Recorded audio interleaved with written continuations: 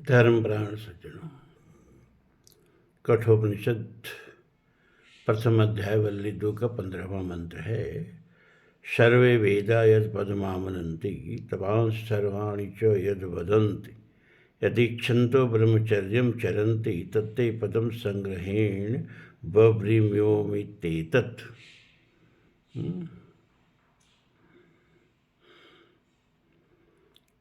नचिकेता को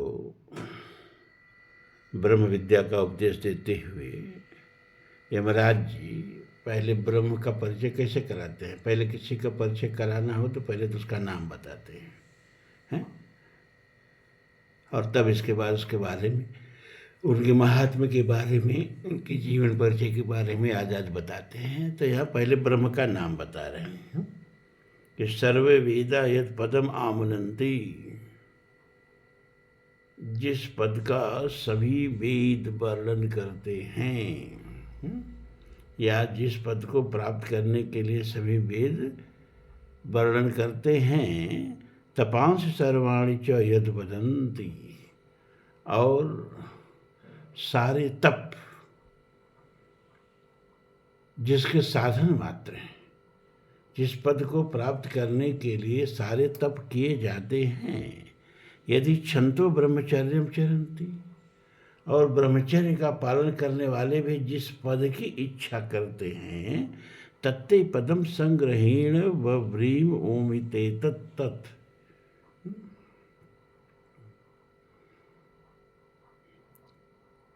उस पद को मैं तुमसे संक्षेप में नचिकेता वर्णन करता हूँ। वह पद है ओम। इस ओम के ही पद को प्राप्त करने के लिए सर्वे वेद, सारे वेद उसका वर्णन करते हैं। यानी सारे वेदों के अध्ययन करने का फल, परिणाम, परिणति क्या है? ओम पद की प्राप्ति।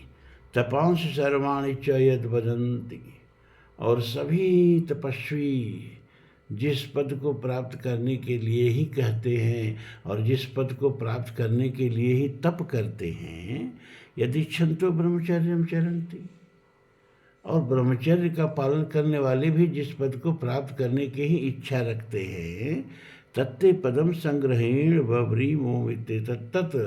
वह पद मैं तुमको संक्षेप में वर्णन करता हूँ। वह पद है ओम इत एतत्, यही है ओम।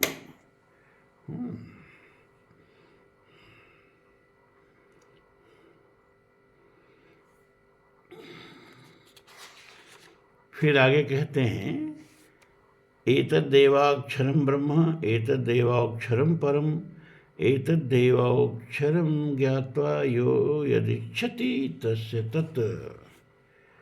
एतत् अक्षरम एव ही ब्रह्म, अक्षर ही ब्रह्म है, यही अक्षर ब्रह्म है। अक्षर माने अविनाशी, जिसका कभी क्षरण न हो, यही अक्षर ब्रह्म है। यह अक्षर एतद्देव अक्षरम परम, यह अक्षर ही परम ब्रह्म है। अब एक परम ब्रह्म और ब्रह्म का क्या मतलब हुआ? यहाँ शंकराचार्य जी भी इसकी व्याख्या करते बताते हैं कि एक और ब्रह्म के बारे में बात की जा रही है, एक परम ब्रह्म के बारे में बात की जा रही है। पर ब्रह्म कौन है भैया? जो माया में संवलित नहीं है, जो इस संसार से ऊपर उठा हुआ, त्रिपाद ऊर्ध्वम उदयत पुरुष, अपने 3 पाद में जो अपने अमृत स्वरूप में स्थित है, वह परम ब्रह्म है। और एक पाद क्या है? जो इस माया संवलित होकर के ब्रह्मांड के रूप में परिवर्तित हो गया है और ब्रह्मांड की देखभाल करता है, ब्रह्मांड के कार्य व्यापार में लिप्त रहता है, उसको अवर ब्रह्म कहा। तो पर ब्रह्म मानव की जो माया मुक्त ब्रह्म है, और अवर ब्रह्म जो माया संवलित ब्रह्म है, लेकिन माया के ऊपर है, माया के अधीन मत समझिएगा। प्रकृति स्वामधिष्ठाय संभवामि आत्माया, वो अपने प्रकृति को अधिष्ठाय, अधीन करके और प्रकृति पर शासन करते हुए ब्रह्मांड का पालन पोषण करता है और ब्रह्म। तो एतद एवाक्षरम ब्रह्म जब यहाँ कहा गया तो यही अवर ब्रह्म है और ये अक्षर ही परम ब्रह्म है। एतदेवाक्षरम ज्ञात्वा यो ईदक्षन्ति तस्य तत्। और इस अक्षर ब्रह्म को जान करके, इस अक्षर ब्रह्म की साधना करके, ओम की साधना करके जो साधक चाहता है वह अवर ब्रह्म को प्राप्त कर लेता है या फिर पर ब्रह्म में विलीन हो जाता है। यानी दोनों ब्रह्म की प्राप्ति इसी ओम अक्षर से है। एतदालंबनम श्रेष्ठम एतदालंबनम परम एतदालंबनम ज्ञात्वा ब्रह्मलोके महीयते। यह सबसे श्रेष्ठ आलंबन है। क्या मतलब? मतलब ये कि साधना का सर्वोत्तम मंत्र ओम है। शंकराचार्य ने ये भी बताया कि गायत्री मंत्र से भी श्रेष्ठ मंत्र है ओम। ओम लगाने पर ही गायत्री मंत्र भी फल देता है ना। ओम भूर्भुवः स्वः। अब गायत्री मंत्र शुरू होता है तत्सवितुर्वरेण्यं भर्गो देवस्य धीमहि धियो यो नः प्रचोदयात्। तो ओम लगा के ही कोई भी मंत्र वेद का ओम लगा के पढ़िए तभी उसका फल मिलता है। तो एतादलंबनम श्रेष्ठम, इसका ही आलंबन सबसे श्रेष्ठ है। एतालंबनम परम, और इसका आलंबन ही, आलंबन माने सहारा, सबसे परम माने सबसे उच्च है। बात वही है, श्रेष्ठ कहो परम कहो। इस बात पर बार बार जोर देने के लिए बार बार ये बात कही जा रही है। एतादलंबनम ज्ञात्वा ब्रह्मलोके महीयते। एतादलंबनम ज्ञात्वा, इसके आलंबन को अच्छी तरह से जान करके जो साधक है वो ब्रह्मलोक में महिमान्वित होता है या ब्रह्मलोक में समादृत होता है या ब्रह्मलोक को प्राप्त कर लेता है। तो इतना महत्व जो है ये देखो किसका दिया, ओम मंत्र का। ओम को समझा रहे हैं कि यही ब्रह्म का नाम है, यही ब्रह्म है। अब एक चीज़ आप समझें, थोड़ी दिक्कत पड़ेगी समझने में कि ओम ब्रह्म कैसे है, ओम को ही श्रेष्ठ कैसे है। गीता में भगवान कहते हैं ओम एतदाक्षरम ब्रह्म है, ओम ही जो है यह एक अक्षर यही ब्रह्म है। और इसी का जो अंत काल में अंत स्मरण करता है वह मुझे प्राप्त हो जाता है। गीता में भगवान ने कहा ओम एतादक्षरम ब्रह्म व्याहरन माम अनुस्मरन यह प्रयान तजद देहि स यान्ति परमाम गतिम। एकमात्र ओम अक्षर का उच्चारण करते हुए जो जो शरीर का त्याग करते हैं वे परम गति को प्राप्त होते हैं। अच्छा भैया, तो कुछ लोगों ने तो कहा औरतों को ओम नहीं बोलना चाहिए, इसका मतलब क्या हुआ? इसका मतलब कि वो परम गति के अधिकारी नहीं हैं? उनको परम गति के प्राप्त करने से क्यों वंचित कर देते हो? वो मानव शरीर नहीं है, औरतों का शरीर मानव शरीर नहीं है क्या है? और मानव शरीर के लिखते तुलसी के पाई निजहि पर लोक सवारा सो परत्र दुख पावई सिर धुन धुन पछताई काल ही कर्म ही ईश्वर ही मिथ्या दोष लगाए। तो औरतों को काहे परम गति से मनुष्य शरीर के जो आत्यंतिक लाभ है उससे वंचित करना चाहते हो आप? इसी तरह से ब्राह्मणों को या द्विजों को छोड़ करके ओम का उच्चारण वर्जित है। अरे भाई, जब ओम की इतनी महिमा है, ओम ही साक्षात पर ब्रह्म है, ओम इत्यक्षरम ब्रह्म, यही ब्रह्म है भगवान गीता में कहते हैं। और इसका जो स्मरण करते हुए व्याहरण माम अनुस्मरण, इसका जो व्यवहार में स्मरण करते हुए देह का त्याग करता है वो मुझे प्राप्त होता है। तो इतनी सरल गति जहाँ, इतनी सरल विधि जहाँ ब्रह्म को प्राप्त करने की है, आप काहे किसी वर्ग को वंचित कर देते, ये बात समझ में नहीं आती है। इसलिए मैं कहता हूँ औरतों को भी ओम का उच्चारण करना चाहिए, कोई रोके नहीं, रुकना चाहिए। अपनी आत्मगति में, अपनी आत्मोन्नति में कोई भी बाधक हो उसको छोड़ दे। तुलसी जब कहते हैं कि जाके प्रिय न राम वैदेही, राम वैदेही कौन, यही ब्रह्म है ना। राम कौन है, ब्रह्म है। ओम क्या है, ब्रह्म है। तो जिसको ओम से प्रेम करने से मना कर दिया जाए, जो करे उसको छोड़ दो, ओम को मत छोड़ो। जाके प्रिय न राम वैदेही, तजिए ताहि कोटि बैरीशम यद्यप परम स्नेही। अपना सगा से सगा हो लेकिन आत्मोन्नति में बाधक हो। यहाँ राम वैदेही का मतलब क्या, मतलब जो आत्मोन्नति में बाधक हो, जो परमात्मा स्मरण में बाधक हो, उसको त्याग देना वह दुश्मन से भी बड़ा दुश्मन है। का कोई उदाहरण है त्यागने का, कहा क्यों नहीं। तजो पिता प्रहलाद विभीषण बंधु भरत महतारी, बलिगुर तजो कंत ब्रज बनते भीम मंगलकारी। तजो पिता प्रहलाद, राम के और प्रहलाद के बीच में हिरण्यकश्यप खड़ा हो गया, राम का नाम नहीं लेना है। प्रहलाद ने उसे छोड़ दिया, राम को नहीं छोड़ा। विभीषण और रावण, विभीषण और राम के बीच में रावण खड़ा हो गया। विभीषण ने रावण को त्याग दिया, राम को नहीं छोड़ा। भरत ने माता को त्याग दिया, राम को नहीं छोड़ा। बलि ने, शुक्राचार्य,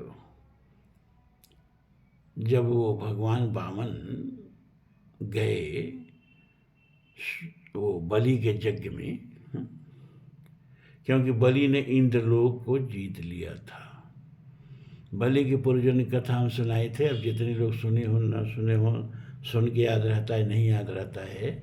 एक बार मरते समय उसने हार दान कर दिया तो एक दिन के लिए इंद्र बना। तो एक दिन के लिए इंद्र बना तो पूरा इंद्रासन दान कर दिया, लगा इंद्रलोक का बढ़िया से बढ़िया चीज़ें दान कर रहे हैं। अब एक मरते समय हार दान किया तो एक दिन के लिए इंद्र बन गया। इंद्रलोक पर बैठ के जब पूरा इंद्रलोक दान कर दिया तो उसको अगले जन्म में हुआ कि तुम इंद्रलोक के मालिक बनोगे। तो अगले जन्म में वो बलि बना, वो अप्सरावी, और बलि बन करके पूरा इंद्रलोक जीत के देवताओं को निष्कासित कर दिया। तो देवताओं की माता अदिति जो थी वो भगवान की तपस्या की, तो भगवान प्रकट हुए। कौन भगवान, वामन भगवान वामन रूप में प्रकट हुए। क्योंकि भीख मांगनी थी ना, भिक्षा मांगने के लिए अवतार हुआ था। तो बहुत बड़ा बन के भिक्षा मांगोगे तो कैसे मांगोगे भैया, हैं? और राम और कृष्ण का अवतार क्षत्रिय कुल में हुआ, लेकिन अब क्षत्रिय कुल में अवतार लेके भीख कैसे मांगोगे।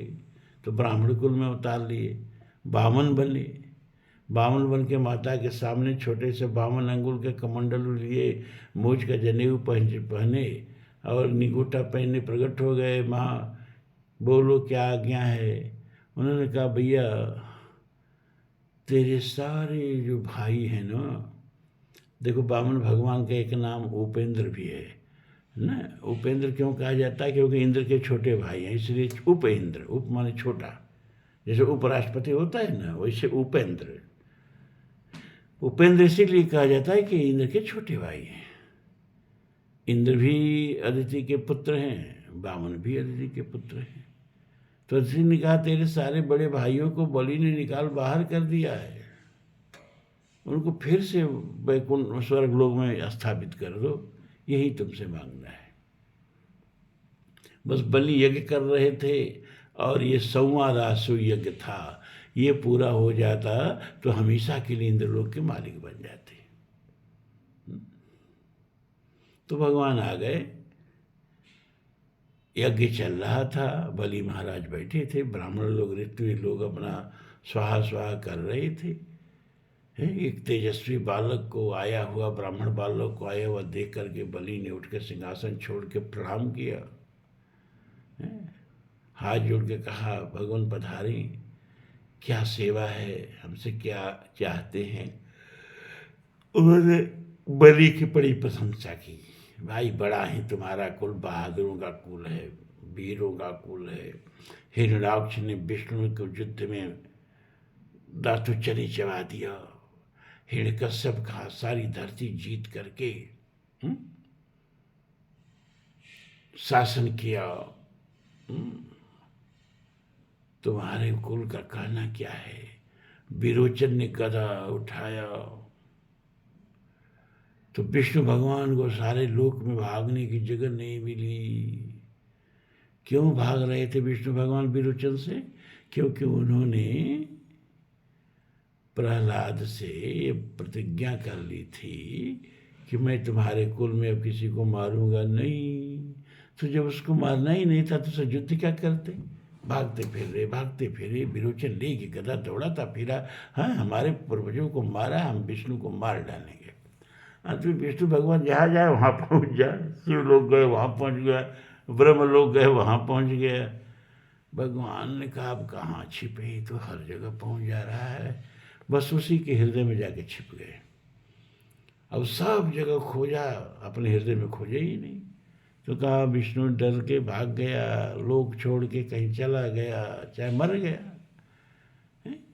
तो ये तुम्हारा प्रतापी कुल है, खानदान है। तो बलि बड़े प्रसन्न हुए। कहे जो मुझे प्रशस्ति करके प्रसन्न कर दे उसके लिए कुछ भी अदेय नहीं है। आप मांगो, राज्य मांगो, सब दे दूंगा।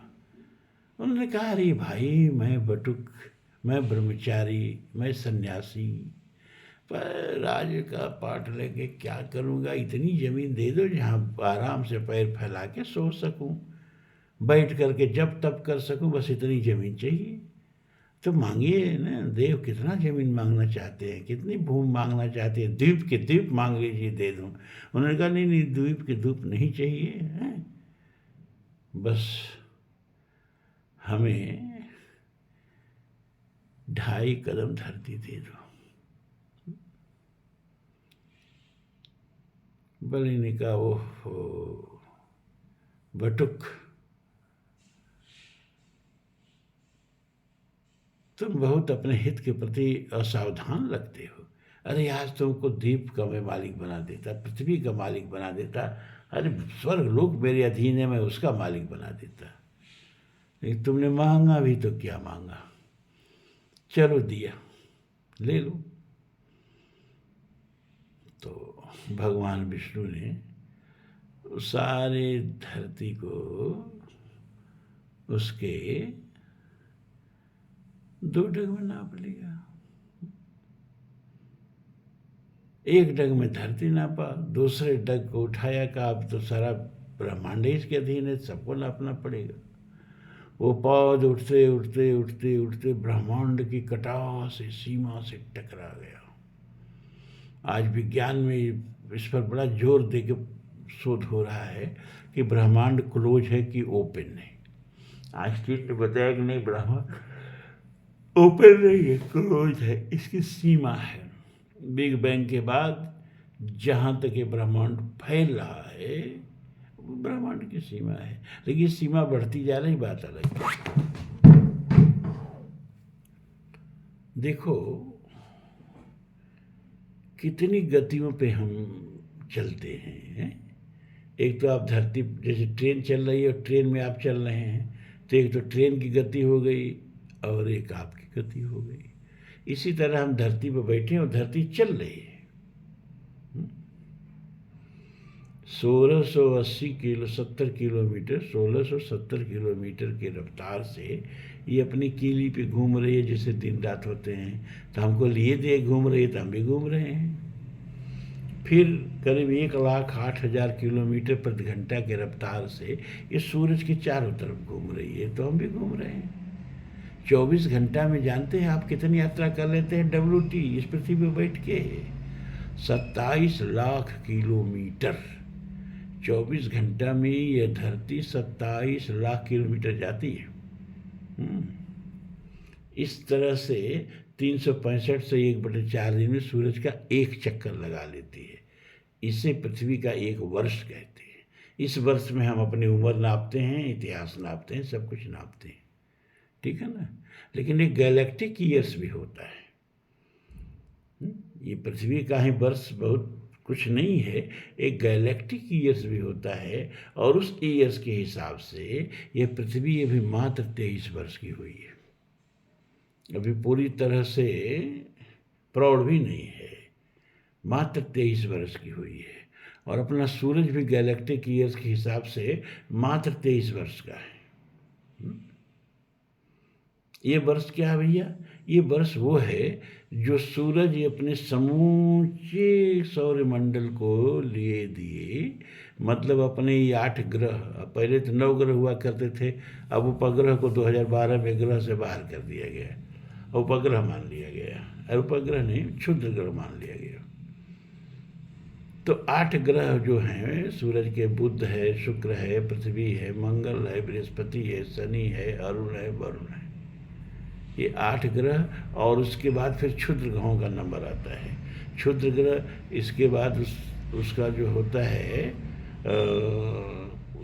कूपर बेल्ट बोलते हैं उसको, उसका नंबर आता है। उसके बाद 8 क्लाउड का नंबर आता है। ये सब मिला के सौरमंडल बनता है।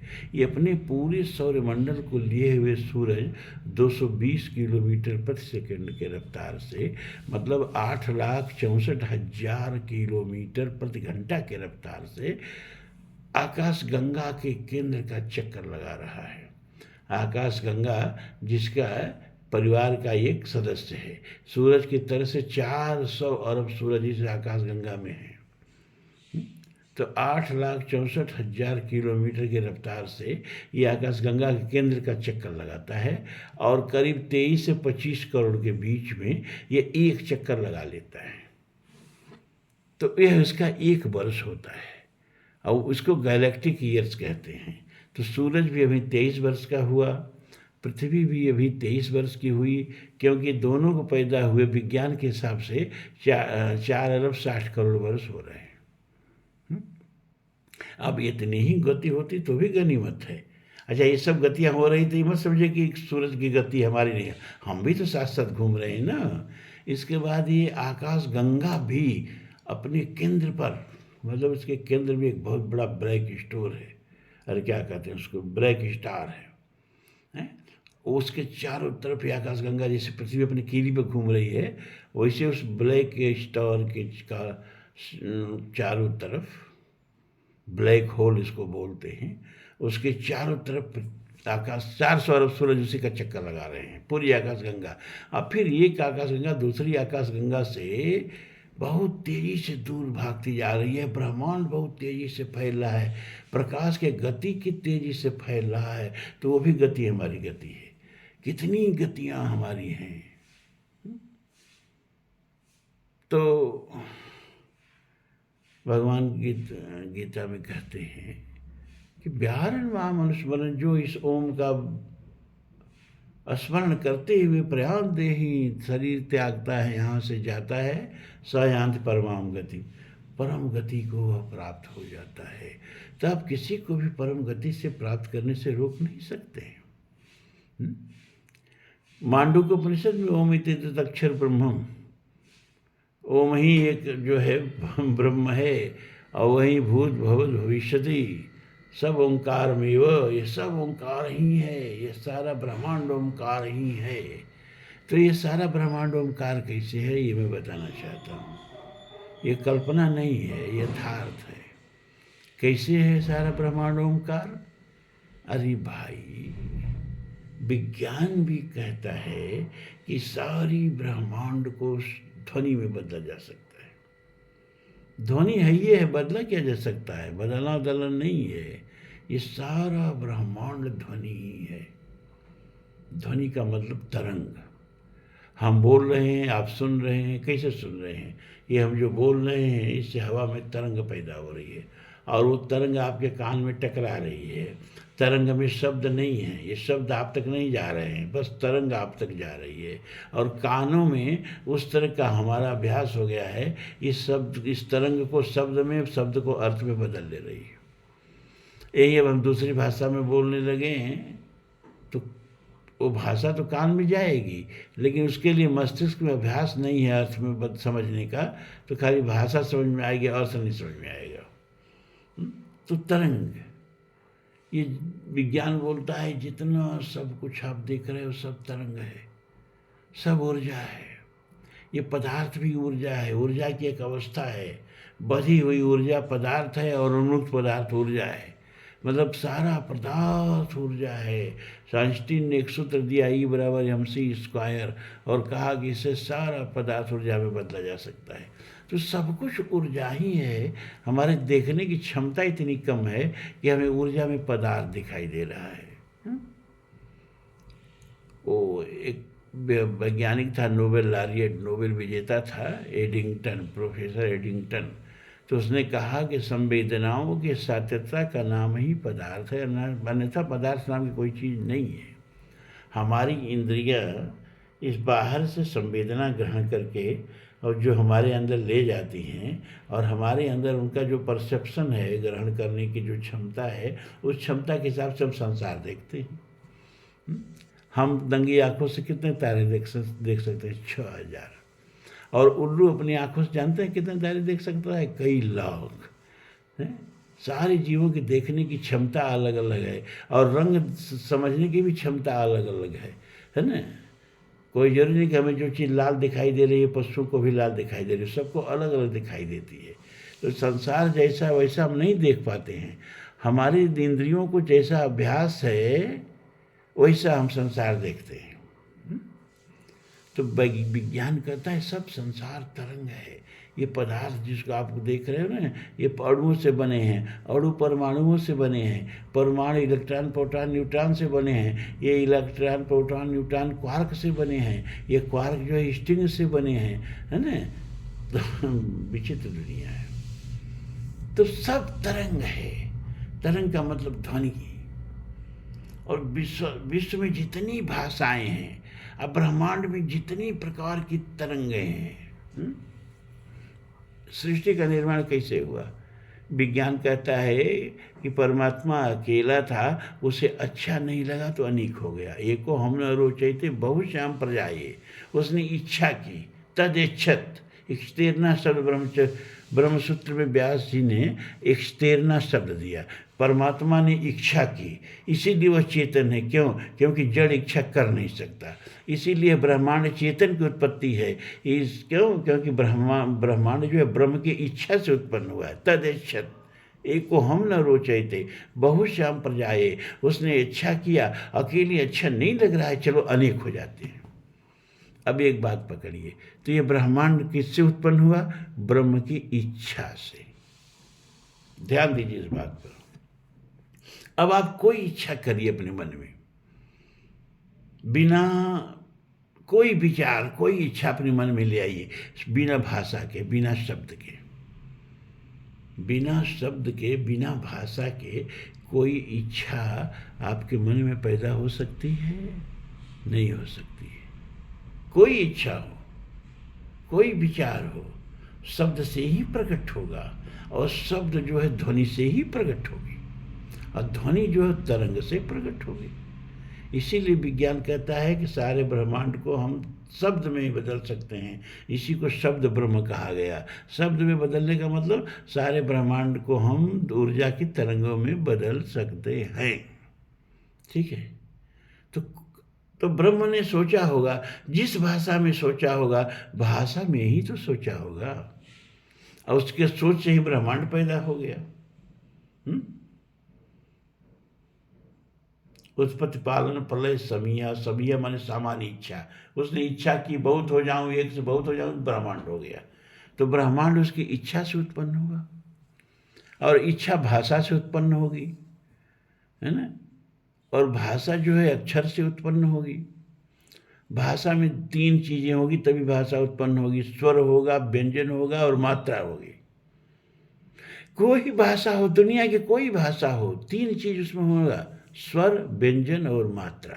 जैसे आप अंग्रेजी भाषा को ले लीजिए, इसमें स्वर क्या है? 5 स्वर हैं, इसको वावेल बोलते हैं। ए है, ई है, आई है, ओ है, यू है ना। 5 हो गए ना। ये 5 कौन है? इसको वावेल बोलते हैं। कोई भी शब्द बनेगा तो उसमें स्वर नहीं लगेगा तो बनेगा ही नहीं। तो 5 अंग्रेजी भाषा के वावेल हो गए और बकिया जो बचे 21 वो कॉन्सोनेंट हो गए, वो व्यंजन हो गए। ठीक है। अब हिंदी में आइए, अपनी भाषा में आइए, तो अ आ ई उ ए ओ ये सब क्या है? स्वर हैं। और क ख ग घ से लेकर के अज्ञा लढ़ तक क्या है? ये व्यंजन है ना? और इसमें फिर मात्रा है, आ का, ई का, ऊ का, स्वर से ही मात्रा बन जाती है। तो कोई भी भाषा बनेगी तो 3 चीज़ जरूरी होगा। क्या 3 चीज़ जरूरी होगा? स्वर, व्यंजन और मात्रा। दुनिया की कोई भाषा हो, इसको हम 3 में समेट सकते हैं। किसमें? स्वर में, व्यंजन में, मात्रा में समेट सकते हैं। अब इन तीनों को समेटना हो तो किस में समेटेंगे? अब देखो, ओम। ओम में क्या है? ओ जो है स्वर है। सारे स्वर का प्रतिनिधित्व, दुनिया में जितनी भाषाएं हैं उनके जितने स्वर हैं अ में समेटा जा सकता है। उसमें सब सब आ जाएगा। इसी का आ बनेगा, इसी से ई बनेगा, इसी से ऊ बनेगा, अ ही पहले आएगा। सारी दुनिया की जितनी भाषाएं हैं सब भाषाओं का स्वर है अ। यह सबका प्रतिनिधि है। जैसे हम अपना प्रतिनिधि चुनते हैं ना, MLA MP को 8 लाख 10 लाख 21 लाख जनता मिलके किसको चुनती है? अपना सांसद चुनती है। तो सांसद सबका प्रतिनिधि होता है, वो बोलता है तो सारे लोग बोलते हैं। तो ये ओम जो है ये सारे स्वरों का प्रतिनिधि हो गया। अब म व्यंजन के पवर्ग का अंतिम शब्द म कहते मुंह बंद हो जाते हैं।